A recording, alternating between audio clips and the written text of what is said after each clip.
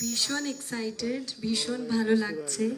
আমি যেমন বললাম যে আমি খুবই লাকি যে আমি এত ভালো ভালো মানুষদের সাথে আমার প্রথম সিনেমা বাংলাদেশে করার সুযোগটা পেয়েছি। আমি চেষ্টা করব আমার 200% দেওয়ার। আর আমি তো যখন আমাকে হৃদয় গল্পটা বলে আমি তো শুনে খুবই হ্যাপি হয়ে গেছিলাম, বিকজ অনেক কিছু করার আছে হিরোইনের। তাই ভীষণ এক্সাইটেড আমি। আর ওই যে বললাম ভালোবাসা নিতে এসেছি আপনাদের কাছে, তাই আশা করছি ভালোবাসা পাবো। Thank you. আমি কিছু নেই তো না, দেই। Right right, exactly. মানে কি করবে এখন?